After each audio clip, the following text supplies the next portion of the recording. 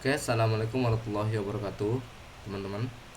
Nah, kali ini kita akan ngebahas bagaimana caranya untuk menjalankan server lokal. Nah, teman-teman ya, silakan teman-teman buka terlebih dahulu aplikasi yaitu Larago yang sudah diinstal ke laptop teman-teman server.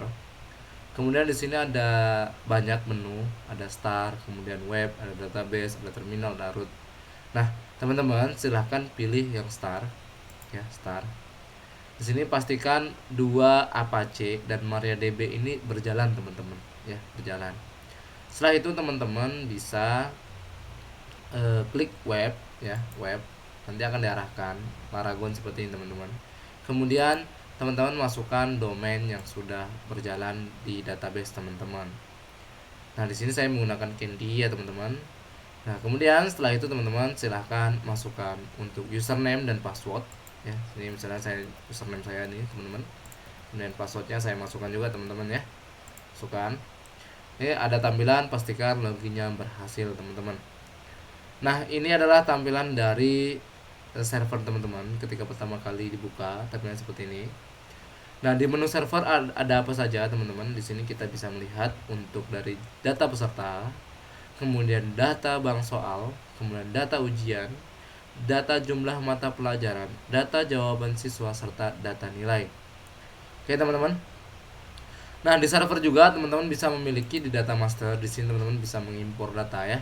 Tentunya dari data mata pelajaran, kemudian dari data jenis ujian ya, data jurusan, kemudian data kelas, data ruang dan seterusnya data-data yang lainnya. Nah, bagi teman-teman nanti yang untuk data master akan saya share template-nya di grup ya, teman-teman. Silahkan nanti di-download template-nya dan bisa diisi. Oke, teman-teman. Kemudian di sini di data server juga sebagai login menjadi user, teman-teman bisa juga melihat jumlah peserta ya, teman-teman. Di sini ada jumlah peserta, teman-teman bisa melihat untuk username dan passwordnya. Kemudian teman-teman bisa update sesuaikan dengan kebutuhan teman-teman masing-masing. Nah, kemudian juga di menu server itu juga ada menu bank soal. Bank soal di sini diperuntukkan untuk bagaimana menambah bank soal, bagaimana menghapus bank soal, bagaimana melihat file-file pendukung dari bank soal tersebut, teman-teman.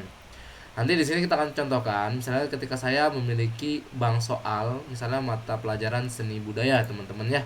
Di sini statusnya adalah aktif. Ya, kemudian di sini ada kelihatan ini levelnya untuk kelas berapa.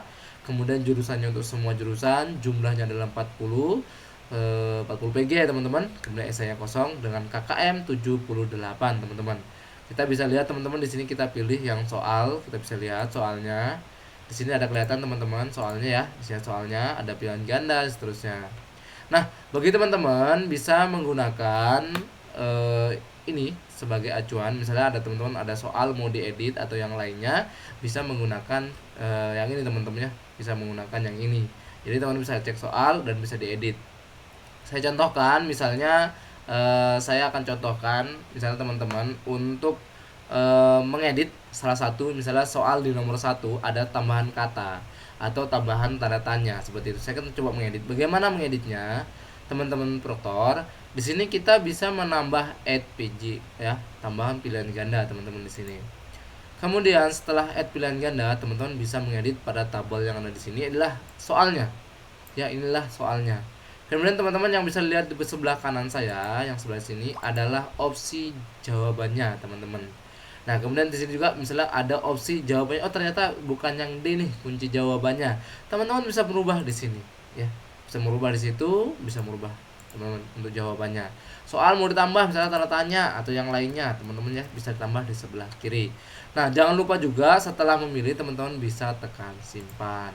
Nah, bagaimana Pak untuk soal yang lainnya? Nah, teman-teman silahkan pilih saja pada nomor tertentu yang mau diedit. Misalnya saya mau edit nomor 30, teman-teman. Maka akan database soalnya seperti ini. Nanti misalnya tanda tanya, kita edit. Saya kunci jawabannya kita rubah menjadi B seperti itu. Jangan lupa juga disimpan. Oke, itu fitur di bank soal, teman-teman. Nah, setelah bank soal, teman-teman juga bisa mengekspor ya di bank soal. Saya contohkan misalnya kita mau mengekspor. Di sini teman-teman kita bisa pilih yang impor. Ya, kita bila pilih yang impor, kemudian di sini kita menggunakan ada impor. Kita bisa masukkan soal yang tadi di editor itu bentuknya sebagai Excel, kita bisa upload di sini, teman-teman. Silakan dipilih filenya, kemudian kita impor soal.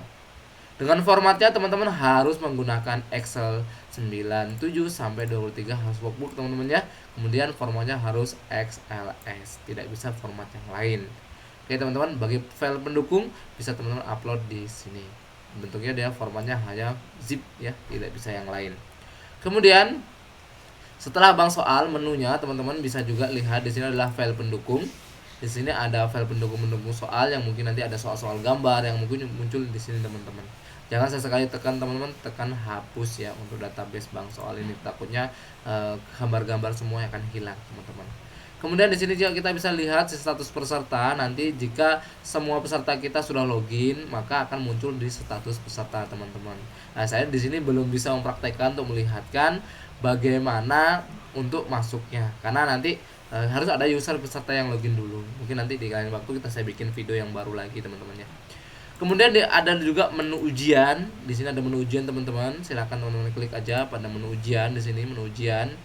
Oke. Kemudian kita ada menu ujian. Teman-teman pilih jadwal ujian ya. Nah, di sini teman-teman bisa menambahkan jadwal. Misal saya akan tambahkan jadwal teman-teman di sini ya. Tambahkan jadwal, misal mapel layanan jaringan, kemudian kelompok tesnya atau sesinya menggunakan sesi berapa saja. Kemudian statusnya nih, kita mau aktifkan atau nonaktifkan teman-teman.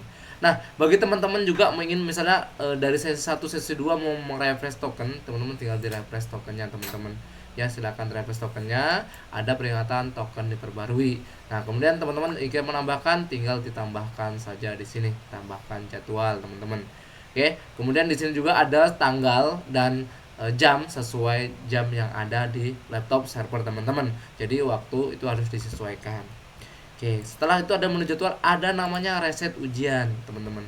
Nah, fungsi reset ini digunakan untuk apa, teman-teman? Fungsi reset digunakan untuk peserta-peserta yang meminta reset agar bisa login kembali ke dalam CBT tesnya, teman-teman. Jadi nanti silakan pilih peserta yang bermasalah, kemudian tekan reset ujian, teman-teman. Nah, kemudian juga ada di sini ada menu nilai, ya, ada menu nilai. Kita bisa melihat hasil nilai mata pelajaran apa, misalnya seperti itu. Kita bisa pilih mata pelajarannya, kemudian pilih kelasnya, kemudian teman-teman pilih cari nilainya. Jadi ini mata pelajaran yang sudah dikerjakan saja teman-teman ya, atau yang sudah dikerjakan. Jadi akan muncul di situ mata pelajaran. Bagi teman-teman belum ada ya nggak bisa seperti itu. Oke, setelah itu di sini ada nilai. Setelah itu kita ada bisa semua hasil nilai ya. Kita bisa melihat hasilnya dari kelas berapa aja yang ada data aktif ujian teman-teman di situ.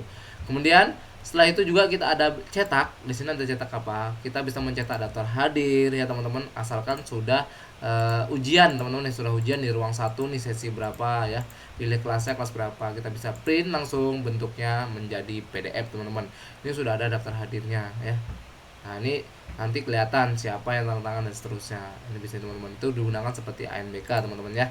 Nah, kemudian juga di sini kita bisa mencetak kartu. Di sini ada kartu peserta, misalnya peserta CPT ya. Misalnya di kelas 10 teman-teman mau cetak, dengan syarat teman-teman sudah database siswanya sudah lengkap ya teman-teman. Nanti bagaimana mengentrinya kita akan buatkan video tersendiri ya. Ini perkenalan server saja teman-teman. Nah, teman-teman cetak kartunya, kurang lebih tampilan kartu seperti ini. Itu digunakan untuk login ya teman-teman, untuk login peserta ujian kita. Nah, ini seperti ini. Jadi ada user, kemudian ada password untuk login teman-teman seperti ini. Oke ya teman-teman. Ini contoh saja, nanti kita seriusnya menggunakan database yang asli teman-teman. Kemudian juga ada berita acara. Jika biasanya menggunakan berita acara yang versi server, silahkan. Menggunakan berita acara untuk pribadi juga silahkan. Itu tergantung kebutuhan masing-masing. Nah, kemudian ada fiturnya. Di sini adalah fitur pengumuman teman-teman. Nah, teman-teman bisa menambahkan pengumuman misalnya info token, info apa itu kepada siswa. Berarti teman-teman silakan pilih pengumumannya untuk siswa.